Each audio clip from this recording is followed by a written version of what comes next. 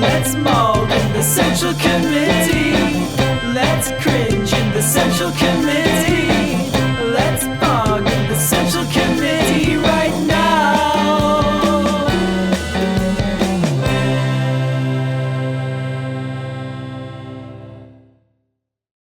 The Democrats actually used procedural hardball for the once in their life. They actually did. A move to Texas now, where Democrats blocked the Republican push to overhaul voting in the state, at least for now. Texas Democrats successfully stopped the passage of the Senate Bill 7, a voting package that would have made Texas one of the most strict states in the country when it comes to casting a ballot. Nearly every Democrat walked out of the House chamber overnight, making it impossible for the GOP to vote on the bill before the midnight deadline. Senate Bill 7 would ban mobile voting booths and drive-through voting. It would also include new mail-in voting restrictions and empowers partisan poll watchers. The bill bars early voting on Sunday mornings, potentially ending Souls to the Polls, the program, which is run by predominantly black churches to get worshipers to vote after services. The Washington Post reports the bill also includes language making it easier to overturn an election, no longer requiring evidence that fraud actually altered an outcome of a race, but rather only that enough ballots were illegally cast that could have made a difference. Texas Governor Greg Abbott tweeted shortly before midnight that the election bill would be added to a special session of Congress where it is expected to pass. So, chat, this is what you need to understand about the Republicans. Whatever procedural bullshit they have to cook up to get their shit done, they do it. They'll pass it with one fucking vote and suppress votes. And then they're going to be like, but we need the filibuster in the federal government. Why? Because they don't control the federal government. If the Democrats fall for it, they're the dumb fucks. Let's bring in former Democratic Senator Beto O'Rourke of Texas. He represented the El Paso district, also ran for president. It's good to have you on the show this morning. He did?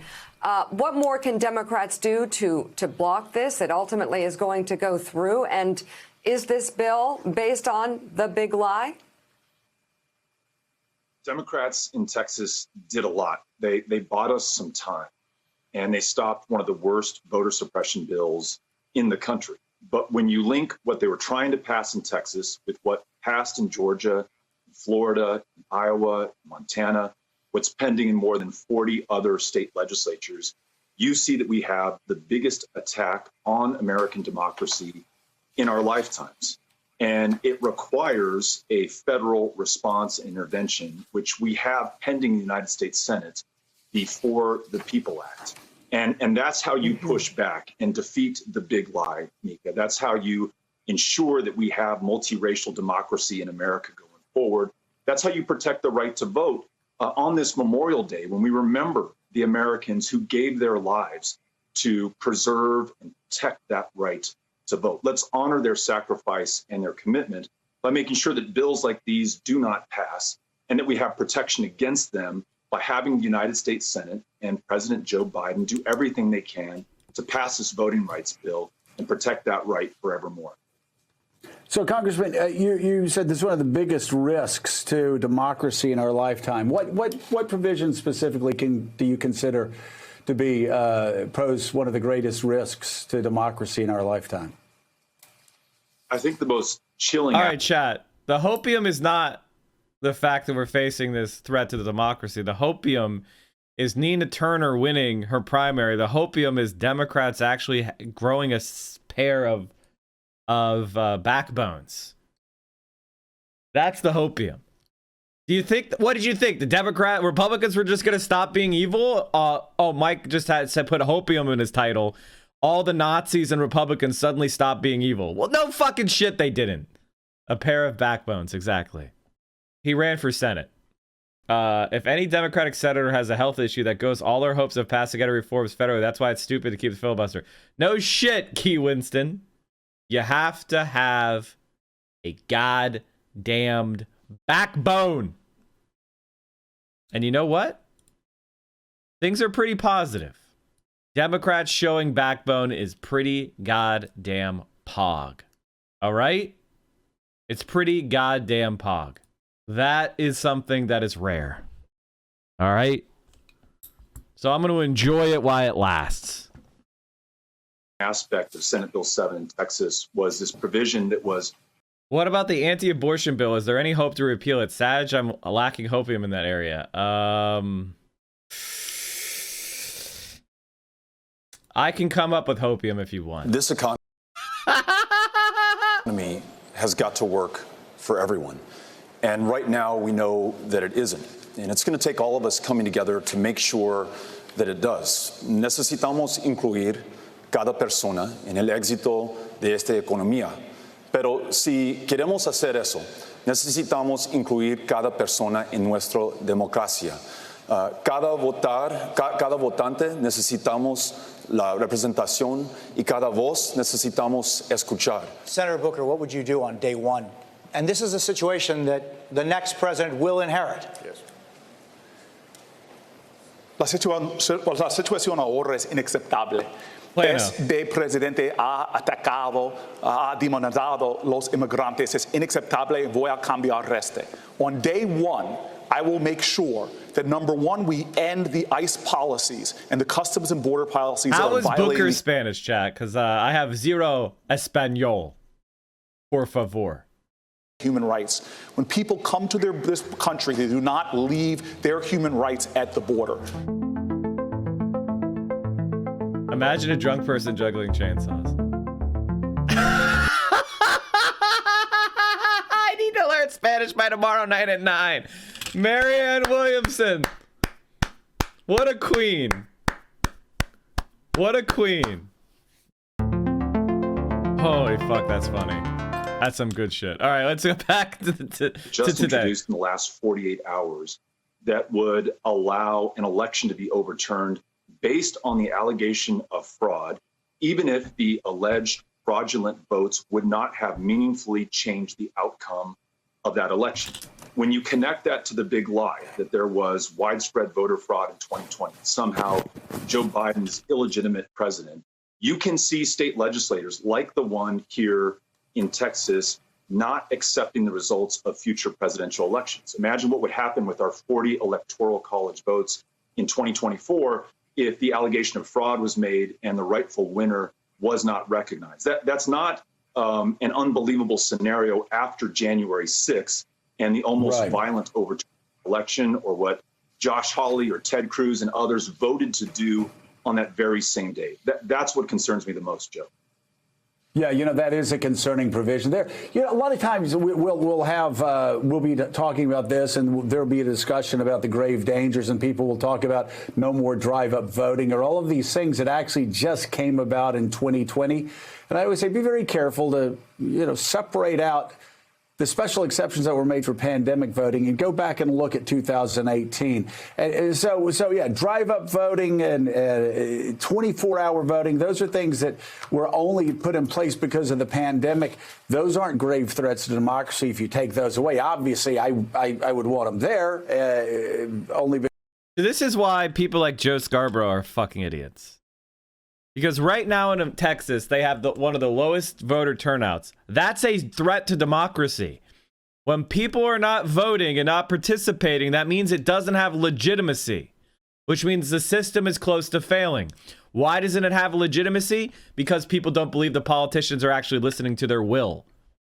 Those are threats to democracy, because if you think that people voting in the political process is a good idea, you need to make sure, you need to do it from both sides. The process has to be good, and the policies have to be responsive, and the politicians have to be responsive to what the people are voting for. If you lack either one of those, the system itself could be undermined or destroyed. You stupid fuckhead. So yes, taking away, making the vote harder to do, making it more restrictive is a threat to democracy, you dumbass. Especially if it would change the outcome of an election. Let me say, I'll give you an example, chat. Say if we had 24-hour voting for a week, candidate A would win. But if we change the voting to one day from 9 to 5, candidate B would win. That's a threat to democracy, because It's not that people don't want to vote. It's not that they don't have a will. It's that their will is being thwarted via the process. That's a threat to democracy. That lowers the legitimacy of the election. That means that a outcome that is not desired by the population is being the one that is being returned. That means democracy is not being served. It's not the rule of the people. It's a rule of the bureaucrats, the electoral procedure bureaucrat. And if you can make them partisan, that's a threat to democracy. That's minority rule, you dumbass. Because we want as many people to vote as possible. But I think you've really zoned in on the most concerning part of this legislation, just like the Georgia legislation. And it's people are always distracted by these provisions, the drive-up voting. I just want to have breakfast. We'll have breakfast. The ballot boxes, the mobile ballot boxes. When in reality, it's giving legislators, Republican legislators or Democratic legislators, whoever. Democracy works, which is why the majority supported Medicare for All passed last year at the beginning of the pandemic. Well, and that's exactly the problem, Dad's dad, is our democracy is gerrymandered. Our democracy is voter suppressed. Our democracy is full of corporate and dark money. But making it worse and not caring if it's made worse is not a solution. We should take the broken ass, pathetic loser system we have and improve it. For example, right now, chat, I believe Nevada is about to go to vote by mail. Nevada Senate okays bills raising mining taxes and solidifying mail-in balloting. Nevada is set to raise mining taxes and make its pandemic era switch to mostly mail-in voting system permanent after a whirlwind of Monday evening votes in the state Senate. Assembly Bill 495 proposed a 1% levy on large silver and gold mines. That's expected to generate $85 million in annual public school funding. It landed in the Senate after undergoing relatively minor revisions that would set aside $15 million for charter school. Oh, for God. Reno Republicans Ben Keckheffer and Heidi Severs-Gansert later cast key votes to push the measure through the state's upper chamber, explaining they were swallowing the tax hike only because the proceeds would go to help students. Under the bill, all registered active Nevada voters would automatically receive a mail-in ballot before future primary and general elections. It would also be able to request that someone else fill out and hand in a voter's ballot. AB 321 moved out of the Senate on a strict party line vote with all 9 Republicans opposed. Nevada would become the 6th state to adopt a largely mail-based voting system, joining Oregon, Washington, Utah, Colorado, and Hawaii. If mail gets put in, give the state 8 years, and whatever dipshit Republicans do now will be reversed and improved significantly, especially since the Nevada DNC got taken over by the DSA. Exactly. And now, what are they doing? Raising taxes on mines to put it towards public schools. We call that a fucking win. Trying to change the outcome of the election, the power to overturn an election, even if there's not evidence of widespread voting fraud, that changed the outcome of the election. And like Georgia, who made some of these changes, here you have Texas trying to do the same thing. That's absolutely right. And it's worth remembering that our democracy is the exception and not the rule in world history, and the exception on the planet today.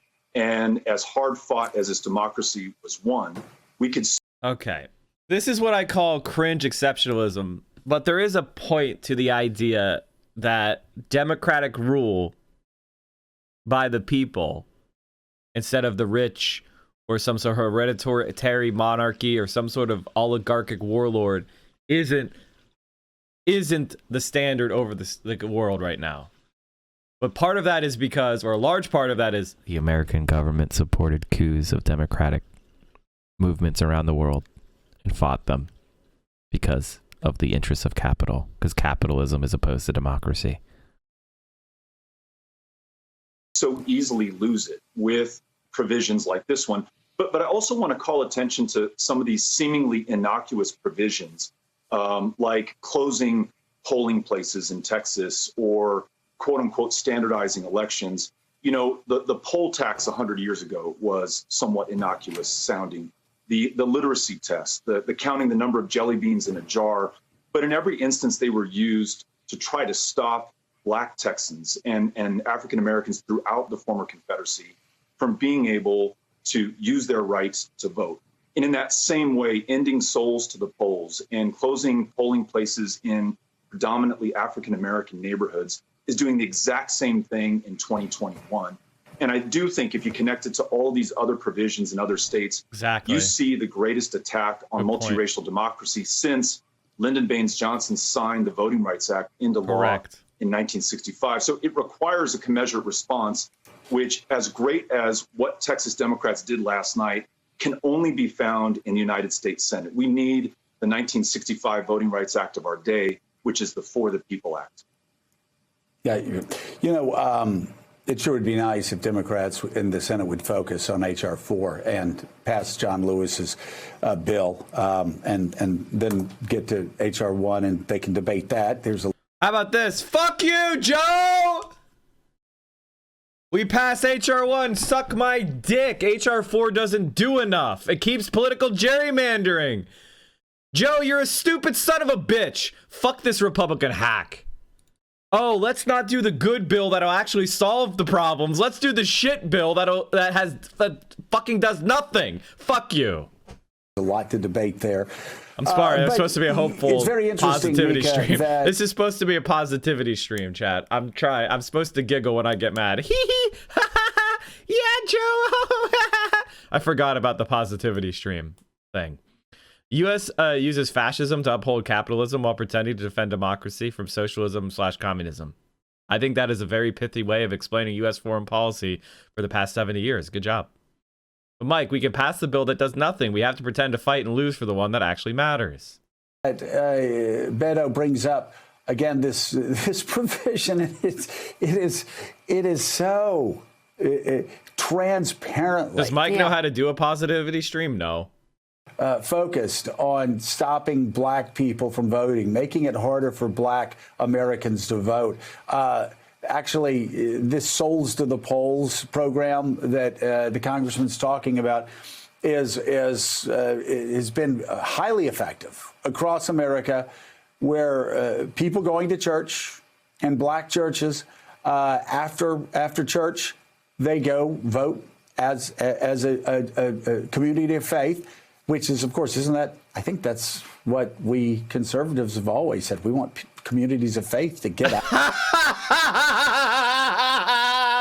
Yeah, that's what they want, chat. Communities of faith. What they really want are Southern Baptists who supported racial segregation to vote. That's what they meant. They didn't mean people of faith. They meant racial segregationists. Sunday Funday Bloomer streams will be great. I mean, I can try.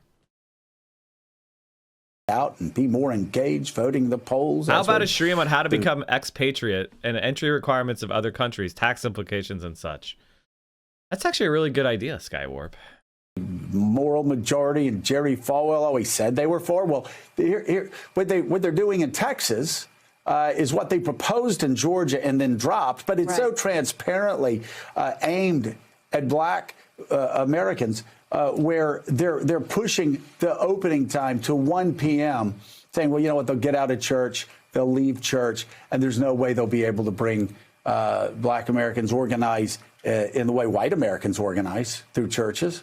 Won't be able to get them back to the polling booths on Sunday at 1 o'clock. It's just transparent, it's embarrassing, and it's so targeted towards black Americans who are people of faith that Republicans should be humiliated. Well, in it's Texas. just another thing that, not just in Texas, where the Republican Party, adding to their brilliant brand of insurrectionism and whatever else, is that they want to be the party that keeps black people from voting.